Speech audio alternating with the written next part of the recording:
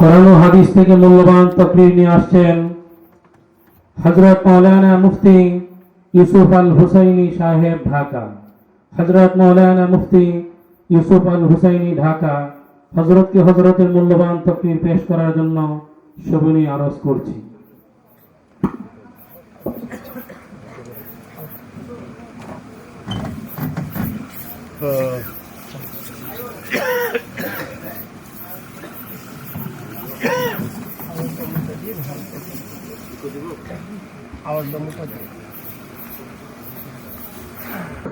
আলহামদুলিল্লাহ সুম্মা আলহামদুলিল্লাহ। আমাকে আল্লাহ পাক অনেক ভালোবাসে। الحمد لله نحمده ونستعينه ونستغفره ونؤمن به ونتوكل عليه ونعوذ بالله من شرور أنفسنا ومن سيئات أعمالنا. من يهد الله فلا مضل له ومن يضلله فلا هادي له. ونشهد أن لا إله إلا الله وحده لا شريك له. ونشهد أن سيدنا ومولانا محمدا عبده ورسوله. أما بعد فقد قال الله تعالى في كلامه المجيد والفرقانه الحميد: أعوذ بالله من الشيطان الرجيم. بسم الله الرحمن الرحيم. فلما قضى زيد منها وطرا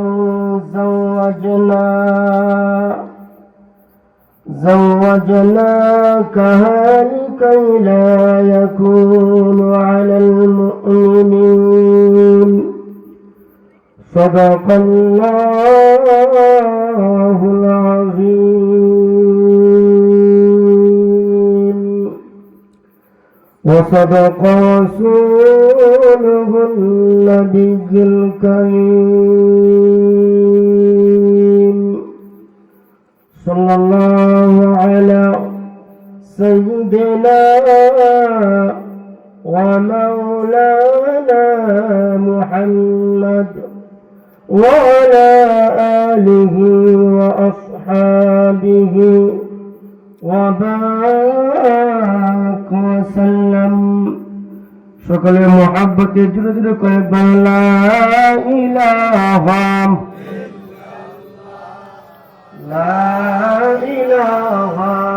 ইল্লাল্লাহ লা ইলাহা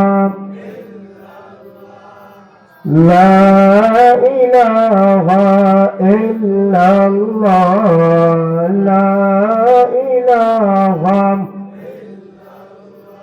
লা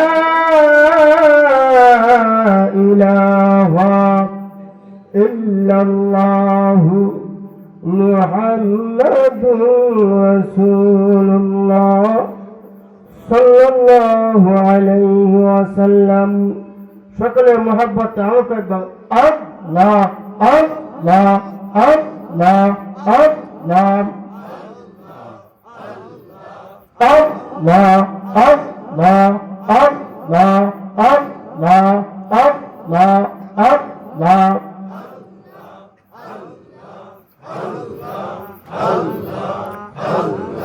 لا إله إلا الله محمد رسول الله صلى الله عليه وسلم. মাহফিলে আসতে পারে আপনারা খুশি না বাজার? খুশির আওয়াজে সকলে শুকরিয়া আদায় করি, জুড়ে বলি আলহামদুলিল্লাহ। আপনাকে আমাকে সৃষ্টি করছেন কে? আর তো আস্তে করে মহিলার অন্য সরম, আপনাকে আমাকে সৃষ্টি করছেন কে? এই যে সর্বোচ্চ আওয়াজ না, তো আওয়াজ আছে, তার তো আওয়াজ দা বলেন সৃষ্টি করছেন কে?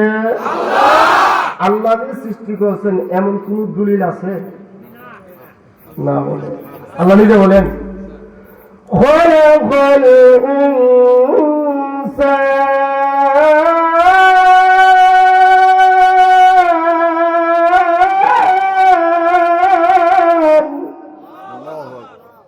দলিল সৃষ্টি করছেন কে?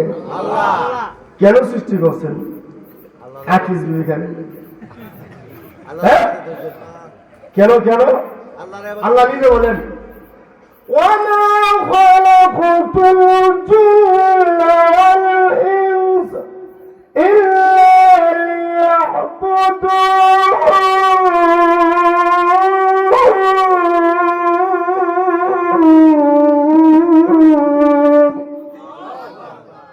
আল্লাহ বলেন আমি মানুষ এবং জিনকে সৃষ্টি করলাম কার ইবাদতের জন্য? আমরা যা করি সব তো আল্লাহ ইবাদতই করি। ঘুষ যে খাই এটা তো ইবাদত, সুদ খাই এটা তো ইবাদত, মমতাদের গান শুনি এটা তো ইবাদত। এটা না হবে আল্লাহকে আমি সৃষ্টি করলাম ইবাদতের জন্য, কিন্তু তোমরা ইসলাহ না হইয়া তোমরা তিসলা হয়ে গেছো। কথা ঠিক না? আমরা ওয়াজ মাহফিলে আসি কিসের জন্য? আমাদের ভুল সংশোধন করার জন্য, এটাকে বলো ইসলাম হওয়ার জন্য। ইসলাম না আমরা কি হয়ে যাই? ইসলাম। মশা কোয়েল দৌড়ালে দেখবেন আগে মশা গুনগুন করতো না, গতিটা কি? মশার দুয়ার, কোয়েলের দোয়া মশা খাইতে খাইতে মশা হল ইসলাম হয়ে তিস্তা হয়েছে। এই কোয়েলে আমরা আর কোনো কিছু, আমাদের কি অবস্থা? আমি কোরআন শরীফের আয়াতের বিশেষ অংশ থেকে একখানা আয়াতের বিশেষ অংশ তেলাওয়াত করছি। ওই আয়াত থেকে কিছু কথা বলবো। প্রথমে আমি আপনারা সকলকে আমল করার তৌফিক দান করুক। আর কুজুর এখন আমল করবেন তো ইনশাআল্লাহ। আমরা এই জায়গায় যারা আছি, হিন্দু আছি, কেউ থাকলে হাত তুলি। ওই ওই মানে বাপ যে হুজুর মনে করছে কারা কারা জিলাপি দিলে হাত তুলে, এই অভ্যাস হাত তুলে নিচ্ছে আর কি। তা আমরা এই জায়গায় যারা আছি আমরা সবাই কি মুসলমান। আমাদের সংবিধান কি?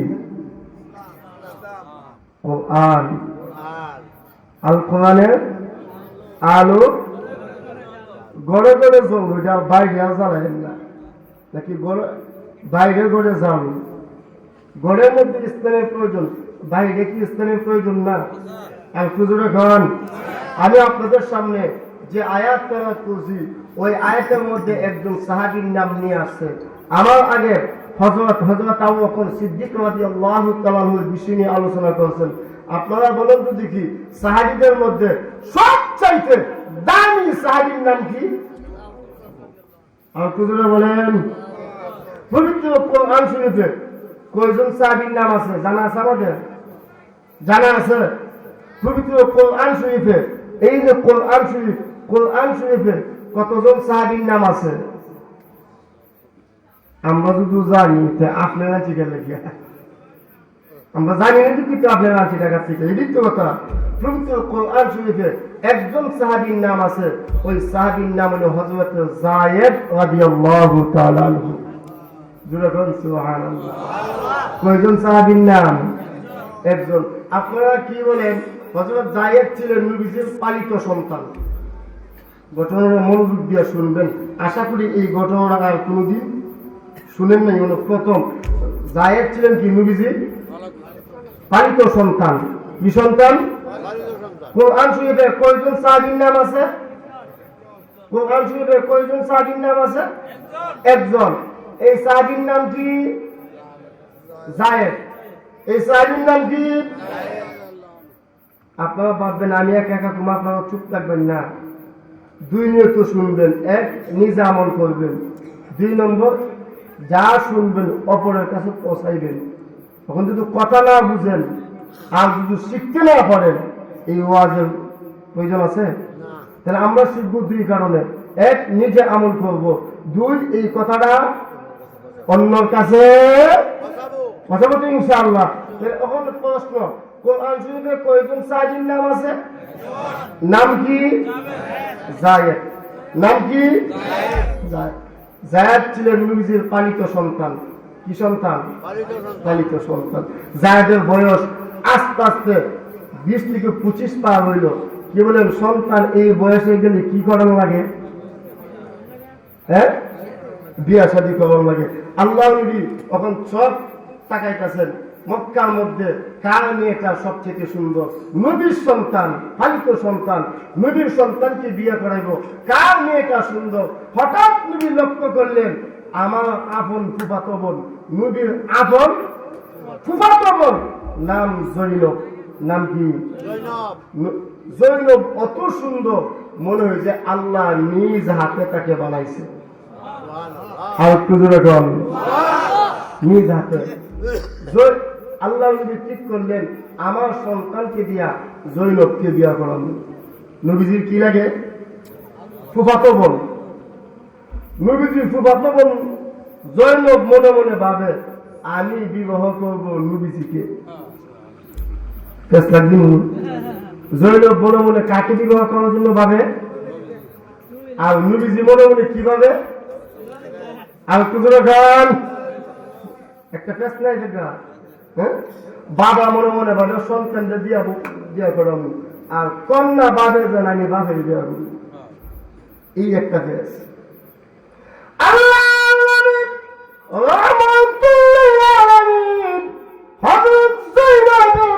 সামনে যাইয়া সালাম দিলেন। জৈনবের ভাইয়ের নাম ছিলেন আব্দুল্লাহ। আল্লাহ নবী ডাক দিলেন, আব্দুল্লাহ গো তুমি বাড়িতে আসনি।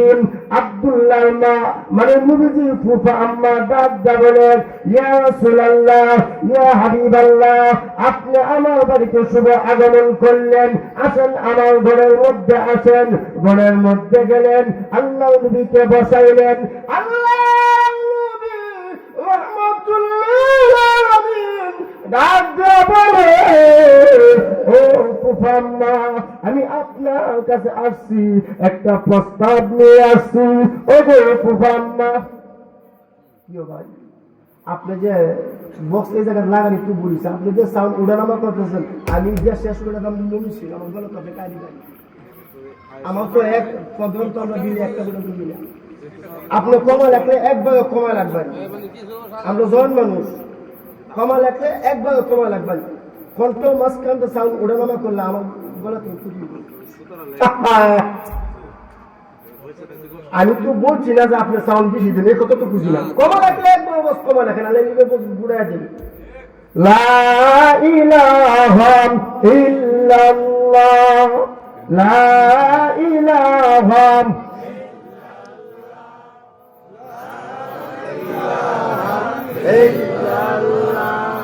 লা ইলাহা ইল্লাল্লাহ, লা ইলাহা ইল্লাল্লাহ, মুহাম্মাদুর রাসূলুল্লাহ সাল্লাল্লাহু আলাইহি ওয়াসাল্লাম।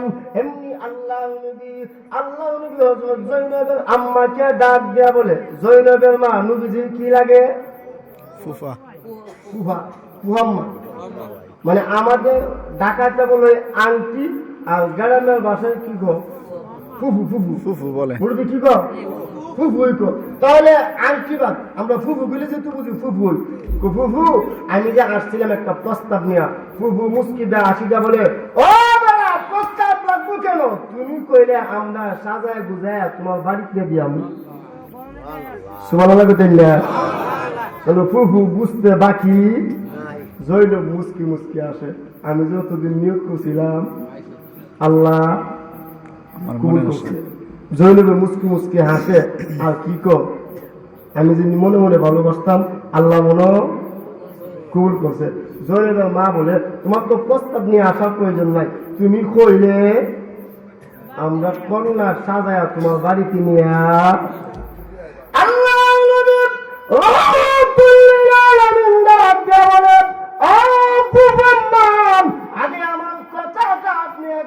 শুনেন আমি কি প্রস্তাব দিব, কি প্রস্তাব দিবা তুমি বলো। আমি যে আপনার বাড়িতে আসছি জৈনবের প্রস্তাব নিয়ে, আমার সন্তান যে জায়েদ, এই জায়েদকে আমি প্রস্তাব নিয়ে আসছি। এই জায়েদের সাথে জৈনবের বিবাহের প্রস্তাব, সাথে সাথে ফুফাম্মা মানে জৈনবের মার মুখটা কালো হয়ে গেছে। মুখটা কি হয়ে গেছে? কালো। আমাদের ভাষায় আমরা সহজ ভাষায় যদি বলছি মলিন হয়ে গেছে। সাদা মুখ আর সাদা নাই, কি হয়ে গেছে? মলিন হয়ে গেছে। মলিন হয়ে গেছে, কালো হয়ে গেছে। আপনারা কি বলেন, এই প্রস্তাবে রাজি হয়েছে না খুশি হয়েছে? দাদা জৈনবের মা ডাক বলে, এ মুহাম্মদ, আমার মেয়েটা ছোট, এখনো বিবাহ উপযুক্ত হই না। আমি আমার মেয়েটাকে এই মুহূর্তে বিবাহ দিব না। তুমি প্রস্তাব নিয়ে আসছিলা, আমার তো আনন্দ ছিল, বিয়া দিয়া দিলাম। হইলে মেয়েটা ছোট, এখনো আমরা বিবাহ দিব না। আগে কি বুঝিল? সাজায়া বাড়ি নিয়ে দিব। এখন কি বলতেছে? মেয়ে ছোট। আগের কথা আর পরের কথা কোনো মিল আছে? কোনো মিল নাই, কোনো ধরনের কোনো মিল নাই। আল্লাহ আল্লাহর কাছে যাই মাত্র বললেন, হে মুহাম্মদ, আমার মেয়েটা ছোট, এখনো বিবাহ উপযুক্ত হই নাই। আল্লাহ জীবনটা মলিন হয়ে গেল। আমি নবী প্রস্তাব নিয়ে আসলাম, আমার প্রস্তাবটা প্রত্যাখ্যান করলেন। আল্লাহ নবী ঘর থেকে বাহির হইয়া গেলেন। আল্লাহ নবী শুধু নামাজের মধ্যে দাঁড়ায়, নামাজে দাঁড়ায় চিন্তা করে, হায় রে আমার প্রস্তাব প্রত্যাখ্যান করলো, আমার কথাটা মানল না। তখন আমি জায়েদকে কোন জায়গায় বিবাহ শাদী করাইব চিন্তা করতে লাগলেন। আমার মালিক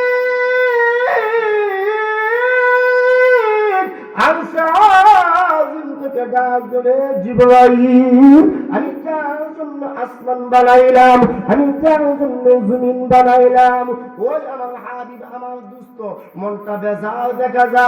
কি হইল আমার হাবিবের? কি হইল?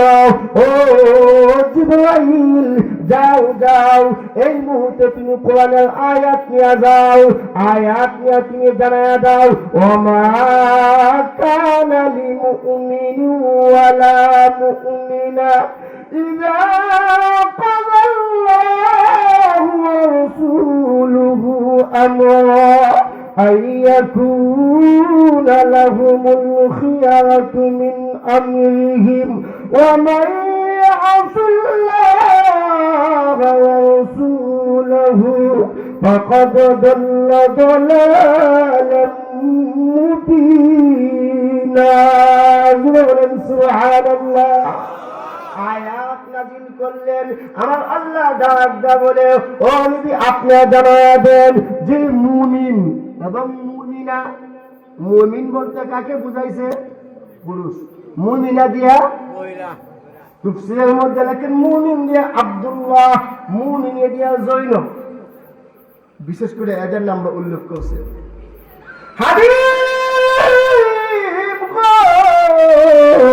আপনি জানায়া দেন যে মুমিন এবং যে মুমিনা, যে নারী এবং যে পুরুষ, ইযা কাদাল্লাহু ওয়া রাসূলুহু, আল্লাহ এবং আল্লাহর রাসূল কোন নির্দেশ করলে তা অমান্য করবে, ওয়া রাসূলুহু ফাকাদ দাল্লা দালালাম মুবিনা। আপনাদেরকে জানাবেন তারা পথভ্রষ্ট, দুনিয়াতে তারা ক্ষতিগ্রস্ত, আখিরাত পরকালে তারা কি? আল্লাহ এবং আল্লাহ হুকুম যারা না মানবে, দুনিয়াতে তারা কি? দুনিয়াতে তারা পরকালে। এই আয়াত নাযিল হয়েছেন, এই আয়াত গেলেন জৈনবের কানে, এই আয়াত গেলেন আব্দুল্লাহর কানে, এই আয়াতটা গেলেন জৈনবের মা কানে। আপনারা কি বলেন? এই আয়াত শোনার পরে মা, ভাই, বোন কেউ ঠিক থাকবো? বুধু সাজায়া, জৈনব কেউ বুধু সাজায়া আল্লাহ নবীর কাছে নিয়ে গেছে, ইয়া রাসূলুল্লাহ আপনার যে জায়গায় মনে আছে আপনি এই জায়গায় দেন, আমরা পরকাল হারাইতে। কি বলেন? আমরা এই জায়গায় যারা আইছি, আমরা কি পরকাল হারাইতাম চাই? আগাইতাম চাই এসার নামাজ সবাই পড়ছেন তো ওয়াজ খুব মজা লাগে, ঠান্ডা খুব মজা লাগে, কিন্তু আমলটা মজা লাগে না। কি বলেন এমন তো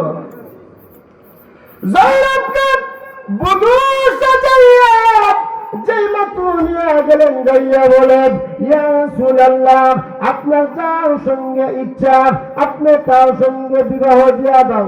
আল্লাহ খুশিতে আত্মহারা হয়ে গেলেন।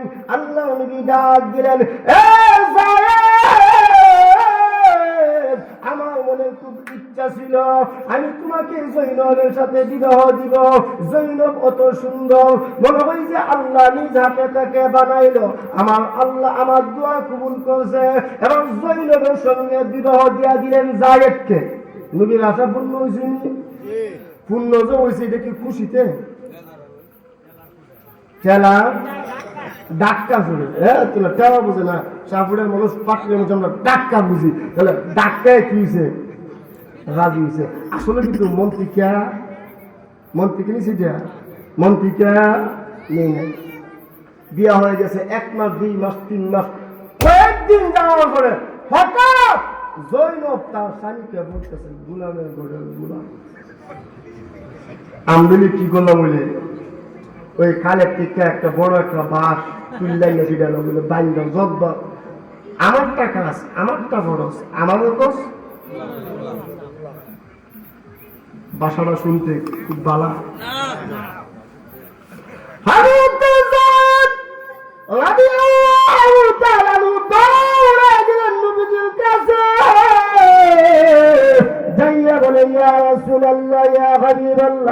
আপনার আপন ফুফাতো বোন জৈনব আমার বিবি, যাকে আপনি খুশি মনে আমার হাতে তুলে দিয়েছিলেন, ওই বিবি আজকে আমাকে বলে গোলামের ঘরের। হুজুর, আমাকে গোলাম বললে আমার কোনো আপত্তি নাই, আমি গোলাম মানে আমি নবীর গোলাম, আসলে আমি গোলাম, কিন্তু আমার আব্বা তো মক্কা বংশের গোলাম না। আমার আব্বাকেও গালি দে, আমাকেও গালি দে। ইয়া রাসূলুল্লাহ, ইয়া হাবিবাল্লাহ, এখন আমি কি করব আপনি বলুন তো দেখি। আল্লাহ বলে, ইন্নাল্লাহা মা'আস সাবিরিন। এই সায়ে তুমি ধৈর্য ধরো, তুমি ধৈর্য ধরো। ধৈর্যশীলদের সাথে কে থাকে? আল্লাহ। আর একটু জোরে বলেন, ধৈর্যশীলদের সাথে আল্লাহ থাকে। তুমি ধৈর্য ধরো। 1 মাস 2 মাস 3 মাস যাওয়ার পরে হঠাৎ জৈনবকে 3 তালাক দিয়া দিলেন। কয় তালাক দিয়া দিলেন? আর কিছু রকম আমাদের দেশের একটা নিয়ম, এটা আমাদের জন্য সব জায়গায় কোন বিড়ি তালাক দিয়া দেয়, পরবর্তী বিয়া দিতে খুব কষ্ট এবং সমাজের মানুষের তুই যদি ভালো হইতে তাহলে তো তালাক দেনা। আর ইদানে দেখবেন এমনি বিয়ে দিও না, মুডা অঙ্কে কিছু দিয়ে দিও। এটা আমাদের কি বলে এমন হইতে হয় না। আমাদের সমাজটা কেমন হয়ে গেছে, আমরা পুরুষ যে বালা এমন না, এমনও মানুষ আছে যে বড়ে ফিরেতে ফিরেতে বাপ পর্যন্ত রাখা, এমন মানুষ নাই। আল্লাহ রাসূলের এক সাহাবী খাওলা কিন্তু সামেত মনে রাখেন, কিন্তু বউ তালাক দিয়ে দিচ্ছে, পরবর্তীতে কি হই মনে রাখেন। খাওয়া কিন্তু সামেত, স্বামী স্ত্রী দুইজন একসাথে দুপুরের খাবার খায়া শুয়া শুয়া গল্প করতেছে। আপনারা করেন মাঝে মধ্যে স্বামী স্ত্রীর গল্প করে, এটা শুনলো করেন তো ইনশাল্লাহ। এও মাতালা বিয়া করছো, এও মাতালা কুড়ি মানে নিয়ত আছে আর কি, বিয়া করলে এটা করবো, নিয়ত আছে। কে কে ঘুমায় গেছেন হাত তুলে জিন্দিগি? এলে আমার দিকে ছায়া এবার আসতেছে। আমি কিছু কে কে ঘুমায় গেছেন হাত তুলে? এলে আমার দিকে ছায়া বলে হাত আসতেছে, আমি ঘুমাইছি। আচ্ছা ঘুমায় গেলে হাত তুলে কেমনে? হ্যাঁ হ্যাঁ, তারা বলে ঘুমাইছে না, মানে আমি শুয়েছি উল্টা, এলা বুঝছে উল্টা। নারে তাকবীর, নারে তাকবীর। অল্প কিছুক্ষণ করুন তো ইনশাল্লাহ। ঘুম আছে তো চোখে?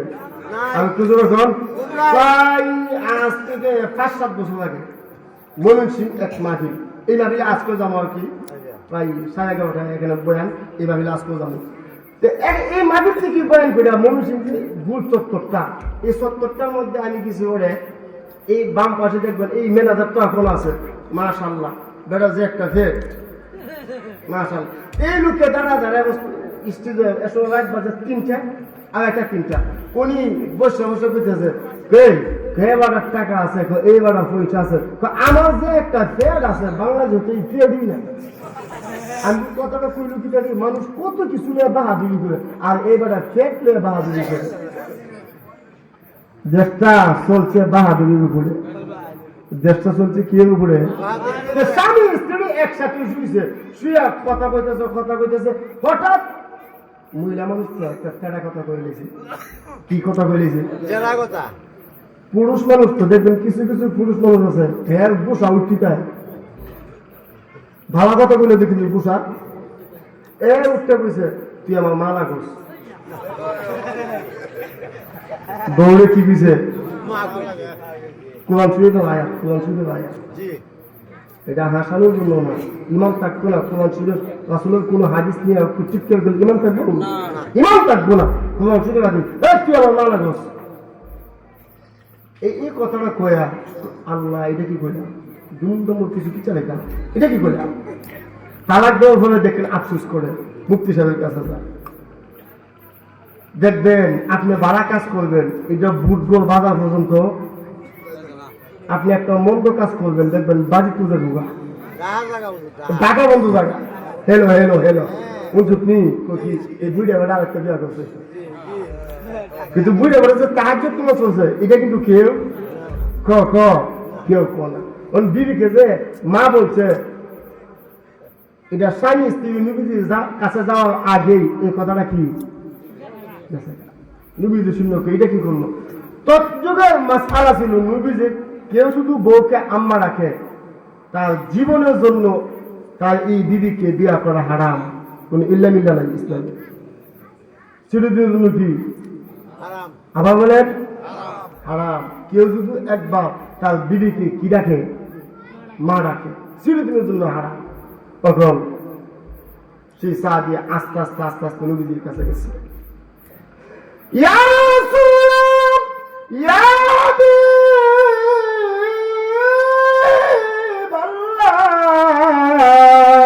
আমি তো একটা ভুল করে ফেলছি, ইয়া রাসূলুল্লাহ, এখন আমি কি করব? আল্লাহ রাসূল বলেন, এ সাহাবী, তুমি যেহেতু তোমার বিবিকে মা ডেকে ফেলছো, আর সেই বিবিকে নিয়ে সংসার করা যাও। নবী যে জায়গা করছে এই জায়গা অন্য কেউ টাকা গায়ে মাস্তা করে দেব? নবীর উপরে আর কোন মুক্তি সাহেব আছে? সাহাবী বুঝতে পারছে নবী যে জায়গা না করছে আর জায়গা হইতেছে না মনে। এই জন্য যদি আপনার এই জায়গাটা একটু খালি একটু বললেই চান, তাহলে কিছু দিক দিয়ে বইতে একটু সুবিধা দিত। এই জায়গা একটু বললেন আর একটু দিকে দেন, লা ইলাহা, এই শোনাটা বললেন তুই রাগা হইতেছে না, লা ইলাহা ইল্লাল্লাহ, লা ইলাহা,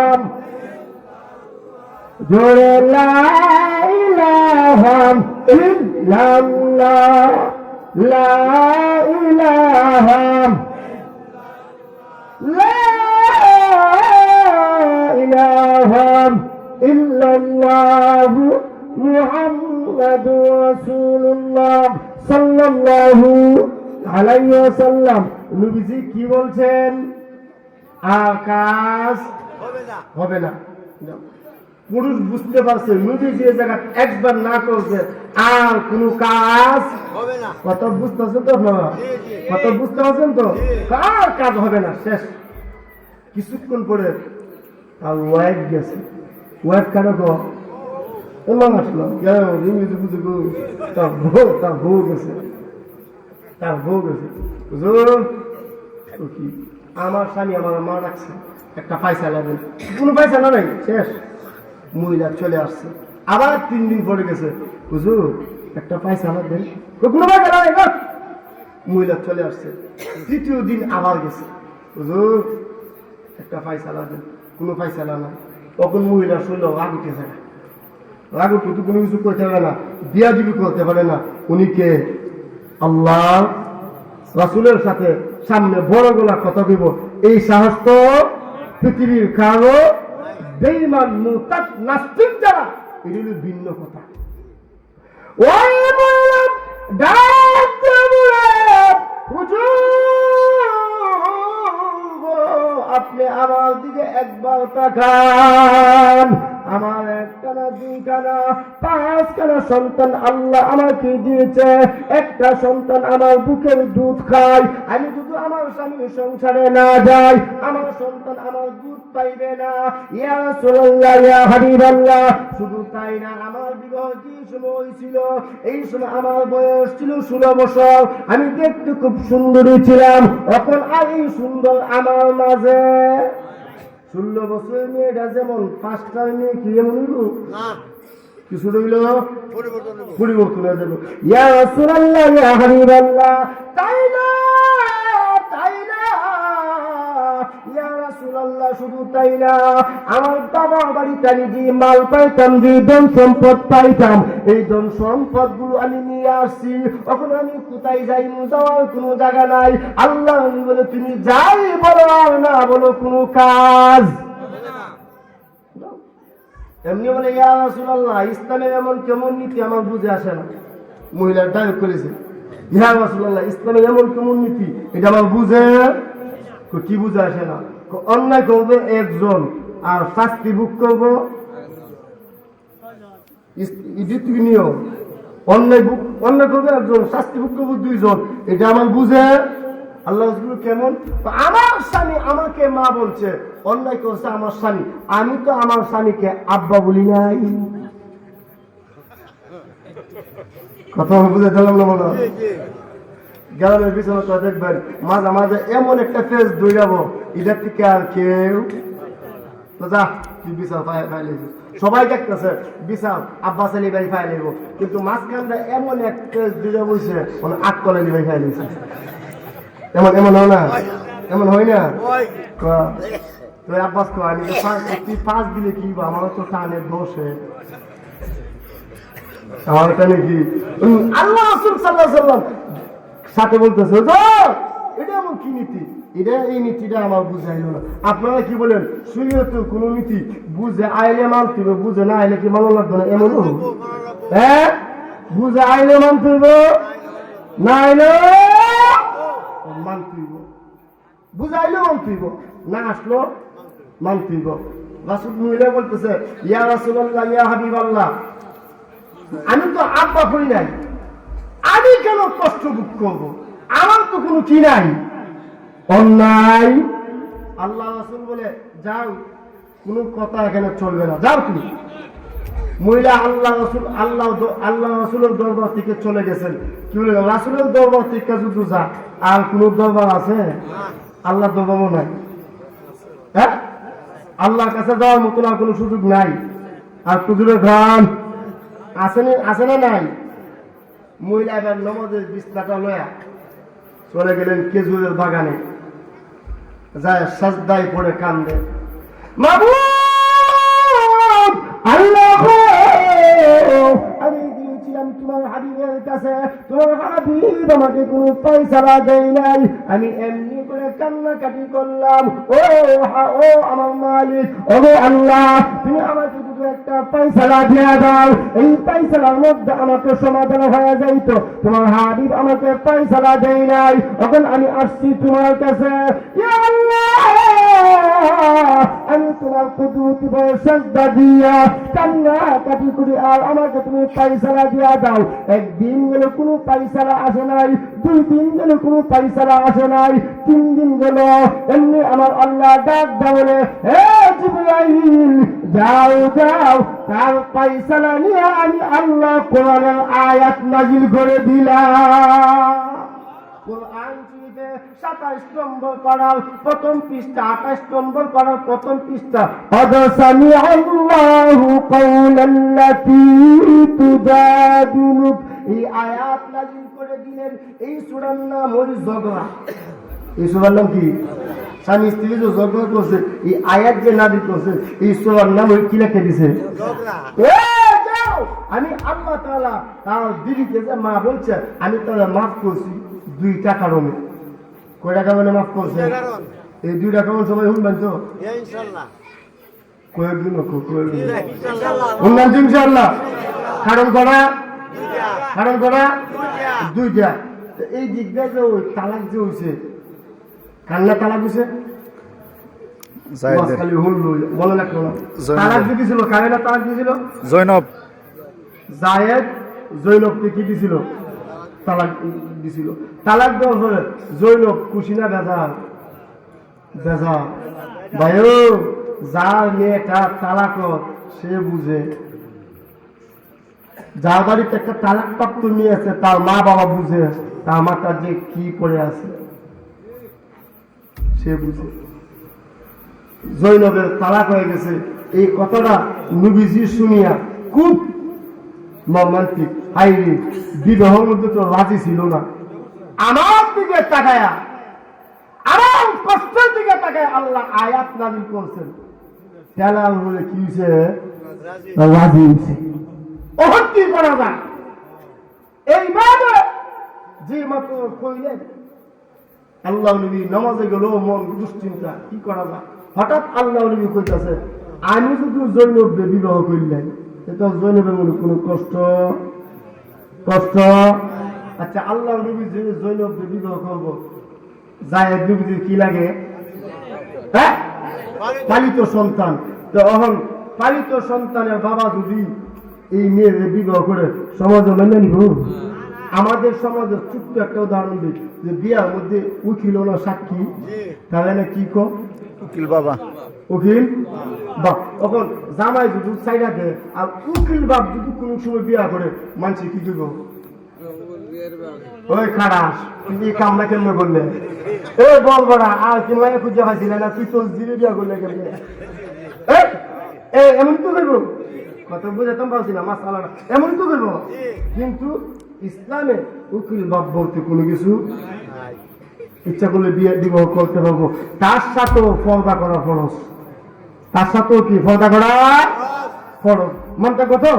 হ্যাঁ, জামাই সাইডে দিলে উকিল জিলা সাক্ষী জিলা এটা কি বিবাহ করতে পারবো? ইসলামে কি বৈধতা দেয়? আল্লাহ রাসূল মনে মনে এই কথাটা ভাবলেন আমি যদি বিবাহ করে দিলি তাহলে আর জৈনবের মনে কোনো কষ্ট। আপনারা কি বলেন? ওনার মনে মনে সেই ভাবনাটা আল্লাহ জানেন কি জানেন না? আর কুজুরে ঘন আমরা এই জায়গা কি মনে মনে ভাবতেছি আল্লাহ জানেন কি জানেন না? আল্লাহ নিজে বলেন ইন্নাল্লাহা আলীমুন বিযাতিস সুদূর।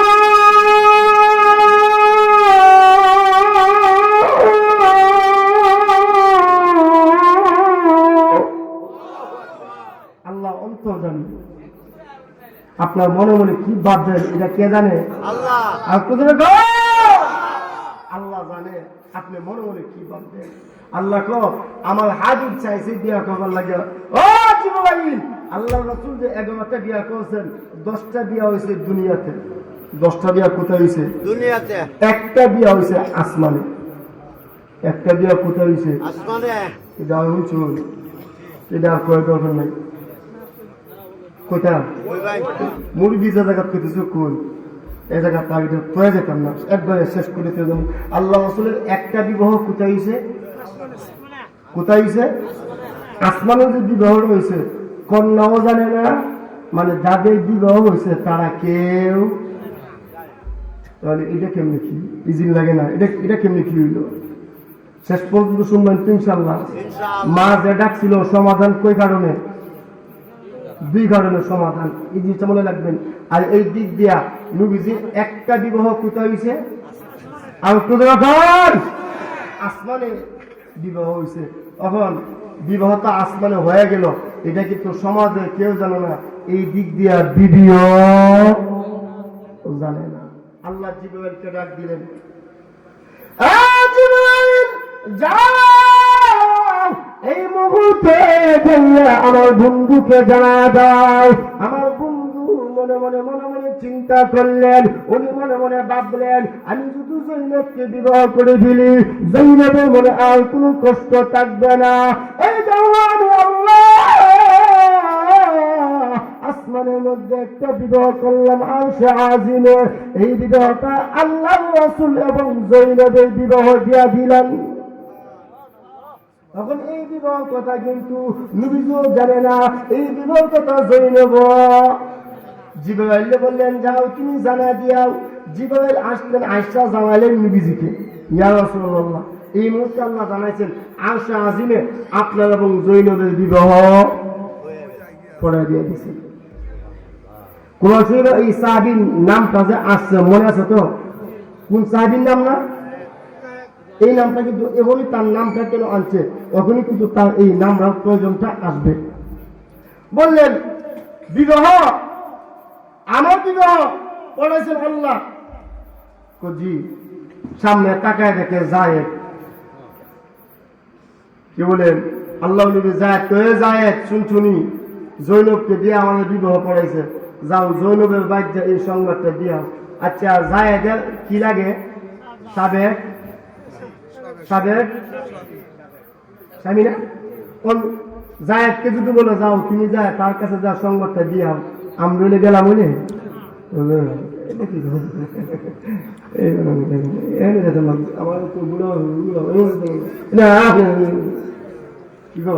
কিন্তু হুকুম করছে কে? হুকুম হুকুম কে করছে? আল্লাহ রাসূলের হুকুম কেউ অমান্য করার মতন ক্ষমতা বা শক্তি নাই। যে জায়গায় আল্লাহ রাসূল হুকুম করছে কি বলেন সাথে সাথে চলে গেছেন। কিন্তু সাহাবীরা নবীজিকে মহব্বত করতেন কি না? আগে বিবিরা স্বামীরা মহব্বত করতেন কি না? কম না বেশি? আমি দেখছি ছোটবেলা ফজরের নামাজের পরে আমার দাদা দাদি আমার এলাকার মুরব্বীরা সবাই কোরআন শরীফ পড়তেন ফজরের পরে। আজ থেকে আপনি 30 বছর আগে যান বা 20 বছর আগে যান, সবাই কোরআন শরীফ পড়তেন কি পড়তেন না? কখন ফজর তো কেমন দাদা কেউ কোথায় যায় না, কারণ মোবাইল। হ্যাঁ কথা ঠিক না? আগের মানুষ কিন্তু স্বামীর নাম লইছে না, স্বামীর নাম লইছে ইলাকুর আমরা তাই ভাত খায়া ভালো গেছে পান খাইতে এমনি কইতো। এই আব্বাচ্চা বাতনি বলবে আব্বাচ্চা বাইক না, আব্বাচ্চা টিভি দেখতে গেছে। বাচ্চা বুঝো যা এটা স্বামী না, এটা মনে হেল গম হয়েছে মনে এমনি তো যে ব্যবহার করে আপনারও বালা যায় তা না। তখন দেখেন এক মহিলা গেছে হুজুরের কাছে, হুজুর আমার একটা তাবিজ দেন। খেলে গিয়া আমার স্বামী আমার খুব মারধর করে, স্বামীর নাম কোন? কোটা মা বসাই তো বসাই স্বামীর নাম কোন? স্বামী আগের যুগে মধ্যে স্বামীর নাম কইতো না। হুজুর তাবিজটা দিলে আপনার 100 টাকা দিন, স্বামীর নাম আপনার সাথে আছে কুজ্জা বার করলেন। হুজুর ভাবলে 100 টাকা, এটা তো অনেক কিছু। মাথা তার দেখো মুতালিব মিয়া নামাজুল নিচে নামুন। হুজুর হন না দিলে তো নাকু ভাই না কুনিছে নামুন। তুতা দো তুতা দুর্গ তুতালি নিয়া না কুনিছে নামুন। ও আয়াতালি নিয়া আয়াতালি মেম্বর না আউ কুনিছে। ও আঙ্গুল কা না কুনিছে না বিদ্যুৎ ও নায়াবালিকা আয়া বলছে না খুব কাছাকাছি সারা মিলিছে নাম কি? কোন যেত কোন যেত এই জিনিসটা মনে রাখতে, একজন স্বামী যদি স্ত্রী দুটো ভালো, একটা স্বামী নির্ঘাত আল্লাহ বলি হবে। স্বামী দুটো গাঞ্জা খুবো আর বউটা দুটো বালাও, নিশ্চিত স্বামী কিব আল্লাহ হবে কি হবে না। আর বউ যদি খারাপ হোক আর স্বামী যদি বালাও, এই বালা বেশি দিন থাকবো। একবার প্রত্যেক দিন শোনা বন্ধু গান তো যা শোনা বন্ধু রে আমায় পাগল করলো রে। প্রত্যেক দিন মানে এই বন্ধু গান শুনতো যা আর কি, বন্ধু গান শুনতো যা। মহিলা তার বিবিটা আল্লাহ বলতে স্বামী আজকে গান শুনতে যায় না, তুই না খোঁজ করলে কারো বেশি যাবো। আজকে গেলে রাত্রে দরজা খুলতাম না, ঠিক আছে দেখা যাবে না। রাত 1টা বাজে গান উন্নে আইছে আর ডাক দিলে কোন নাম কইলে যে কেমন পেস থেকে বাগা সমেলা, এটা তো আগিলা দিনের নাম, এখন তো এই নাম নাই। ডাক দিছে সমেলা দরজা খোলো। আমি সজা কুছিলাম যে কিতা কুছিল, হ্যাঁ দরজা খুলতো না। দরজা খুলো, দরজা খুলতাম না। তুমি কো আমি গানও গাইতাম না, তাহলে দরজা খুলো। দাদা তো আমি এই কথা কইতাম না। বিড়ি আমিও দরজা আজ থেকে 10-15 দিন আগে যে কুয়াশা যে ঠান্ডা পড়ছে কত কোন কামাতাম দিব। হ্যাঁ একবারে টিভি থেকে মাছ বাস করলে যেমন এমন হতো না, বেলা ঠান্ডায় কষ্ট করতেছি ব্যাক করলে একটা বুঝ দেয় কালকে যাইতাম না। বিড়ি দরটা খুললে আল্লাহ তুমি বুঝে হাতে দিছো বেড়া গবাকে ব্যাক কল তোর বুকা দিয়েছি, ব্যাক কল তোরে তোরে বুকে দিয়েছি। এখন বুঝলাম না আল্লাহ সবার আগে যাবো। আচ্ছা অপনিসি টয়লেট আর ঘর এক জাস্ট, হ্যাঁ যে গোড়া আপনি খান এই গোড়ের এক কোনার মধ্যে কি টয়লেট। আজ থেকে 20 বছর আগে আসিল, আজ থেকে 50 বছর আগে গৌতিকা কমপক্ষে ওখানে দেখবেন টয়লেটে আপনি হাত মাসবেন, ওই দাদা হাত মাসবেন। টয়লেটটা এক জাস্ট ইজ্জত সম্মান লজ্জা আমাদের অনেকটাই কি আস্তে আস্তে কমে যেতেছে। আগে কিন্তু টয়লেটটা কি গৌতিকা একটু দূরে ছিল। আজ থেকে 20 বছর আগে যান, 25 বছর আগে যান, এক জাস্ট টয়লেট ছিল না। মহিলা গেছে বদনানিয়ার টয়লেটে এই দিক দেওয়া পুলিশও দরজা লাগাই গেছে। বিড়ি আইছে আয় দেওয়া দরজা লাগান, দরজা খুলো। আমি যে তুই গান যাবে লেগে বাধা দিতাম না, বিড়ি আমি কথা কইতাম না, আমিও দরজা খুলতাম না। পাশে কিন্তু এটা কি করি আপনারা যে ইয়ারা যে গেছে খাল, পানি কিন্তু খালের মধ্যে যে পানি আছে পানি পুড়ে মরে যাবো। তুই মরে গেলে গাড়ি দিছে বলা মমতা বিয়ে করে গরমে গাড়ি যা এই বিড়ি যায় আস্তে আস্তে যে খাল আছিল খালের পাশে যা দে খেলা কোন না কলা কোন, হ্যাঁ আপনাদের দেশে খেলা মনীষী এই কলা গাছের পাশে যা দে কলা গাছটা পানির মধ্যে ধাক্কা দিয়ে ফেলাইছে। কি কর যে কোনো একটা জিনিস পানির মধ্যে ফেলাইলে একটা আওয়াজ হলো, একটা আওয়াজ, যে মতো আওয়াজটা গেছে বেড়া কেন গেছে। কি করে স্বামী স্ত্রী একটু মহব্বত নয়, আপনারাও আসেনি। আল্লাহ ভিতরটা মনে জ্বালা রয়েছে, কইতো জানা স্বামী স্ত্রী মহব্বত নয়, আপনারাও আসেনি। যে এই যে কইতেন চাই না বাইক গেলে কিন্তু খবর আছে বুঝে গেলে কো না। তাহলে ওই মহিলা কলা গাছটা ফেলাইছে, আওয়াজ হয়েছে, বেড়া যত একটা মহব্বত আছে না সংসার করছে, হ্যাঁ বেড়া দশটা খুলছে, খুললে এক দূরে কাপড় চাপড় লই পানি দিয়া কলা গাছটা আইন দিতে সমেলা তুমি মরে গেলে আমি কালে বাসু বিড়ি চায়া চায়া করে এই সুযোগ আছে বিড়ি ধরো যায় দরজা লাগাই দিয়েছে। এই বেগ করে কলা গাছটা আমাদের সুমা টুমা দিয়া কাইলা তুলে দিয়ে তুই কলা গাছ, এটা কি গাছ, এটা কি গাছ? এখন কে কে ঘুমাইতেছেন আত্মলিন জিন্দি ওদি অত ওয়াজ করা পাবো, অত হাসানি পাবো কিন্তু ঘুমায় থাকা। আমার থেকে এর চাইতে হাসির কথা আমার জানা না। এটা আসলে ঘুমাইছে না, ঘুমাইলে আমার হাসে কেমনি না তা অন্য মাটিতে ফোন দেবো পাকলে মানুষ ঘুমোতে কেউ আসে। হ্যাঁ কি কর কোন দিত না। তাহলে আমি বলছিলাম জৈনব আল্লাহ রাসূল বলছেন তুমি যাও, তুমি যে জৈনবকে যে এই সুসংবাদটা জানায়া দাও যে বিবাহটা কোন জায়গায় হয়েছে।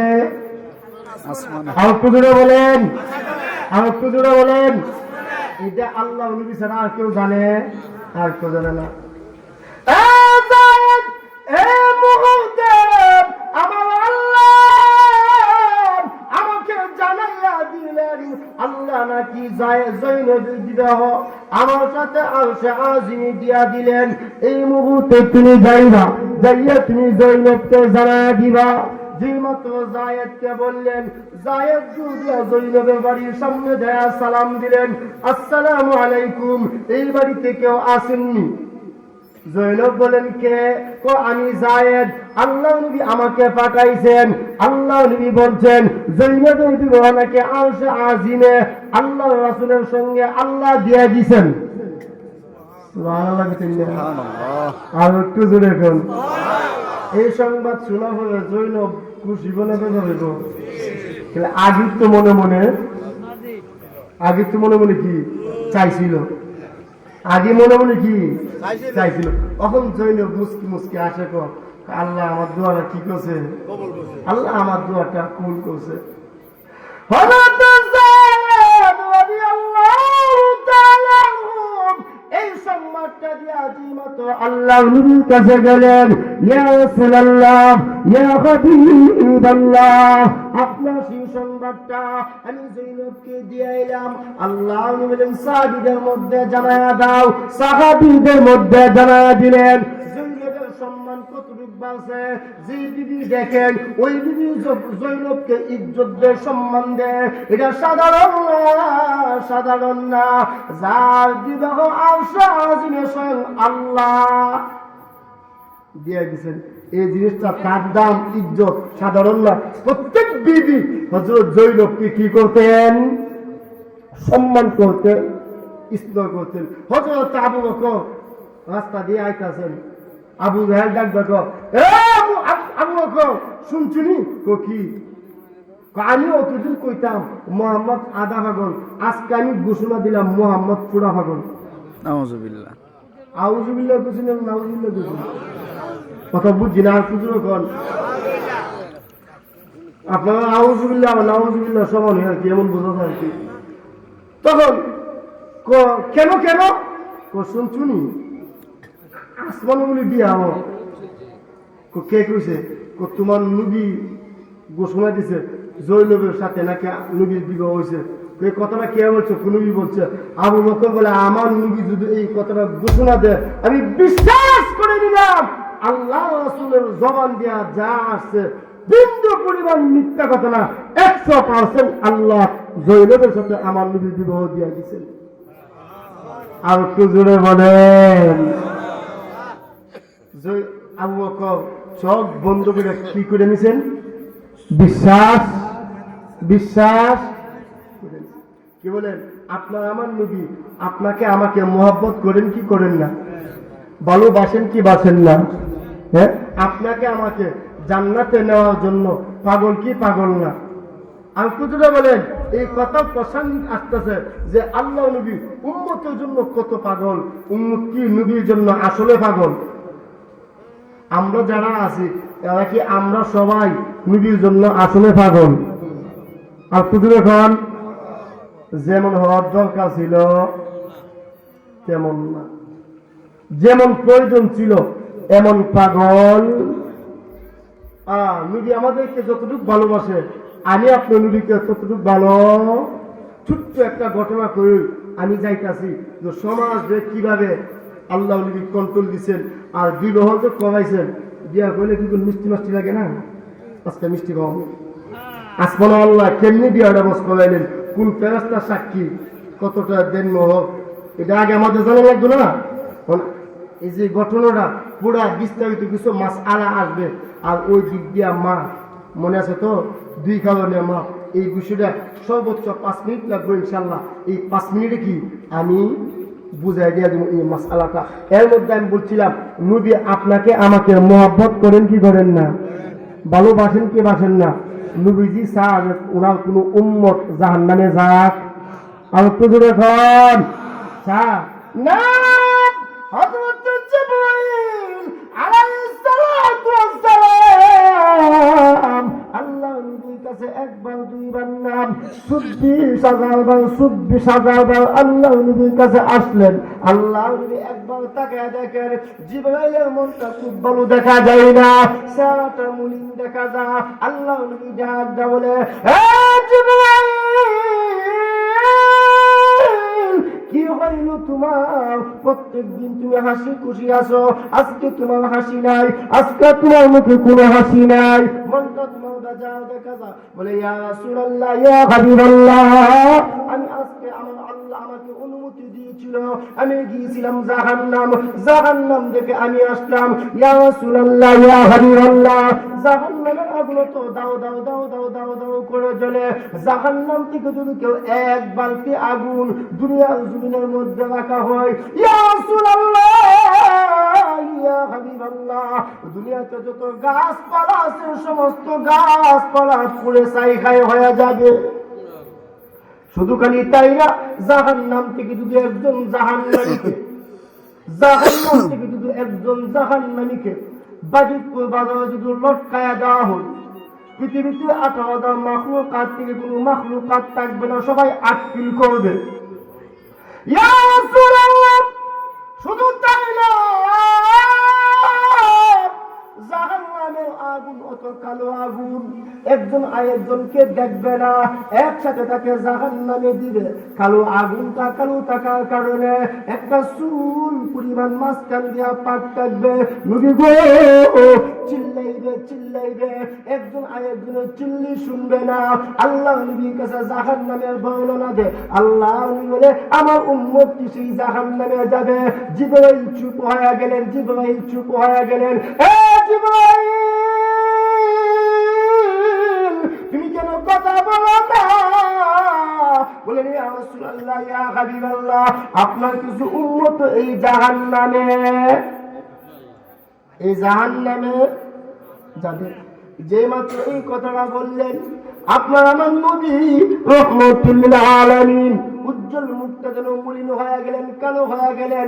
আর কোনো কথা নাই, জায়গা থেকে উঠে একটাই কথা, আল্লাহুম্মা ইয়া উম্মতি, আল্লাহুম্মা ইয়া উম্মতি, আল্লাহ তুমি আমার উম্মতকে মাফ করে দাও। ঘরের ভিতরে ঢুকে গেলেন, ডাক দিলেন, আয়েশা দরজা লাগায়া দাও, সাবধান তুমি দরজা খুলবা না। একদিন হয়ে গেল, আল্লাহ নবী নামাজের টাইম হইলে মসজিদে যা, নামাজ পড়া, কোনো কথা বলে না, আর কান্দে, আর বলে, আল্লাহুম্মা ইয়া উম্মতি, আল্লাহুম্মা ইয়া উম্মতি। উম্মতের জন্য নবী কত পাগল ছিলেন, সাজদা যা কান্দে। একদিন চলে গেল, 2 দিন চলে গেল, 3 দিন চলে গেল, সাহাবীরা সবাই বসে গেলেন।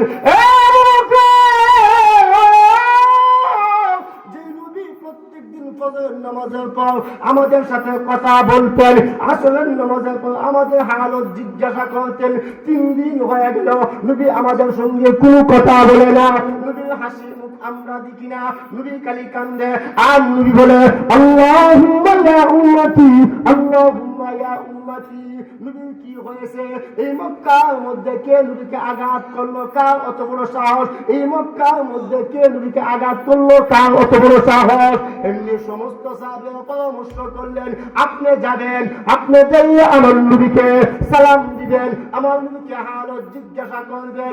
আবু বকর গেলেন নবীজি হুজুরের সামনে সালাম দিলেন, আসসালাতু ওয়াসসালামু আলাইকা ইয়া রাসূলুল্লাহ। সালামের জবাব আসে না।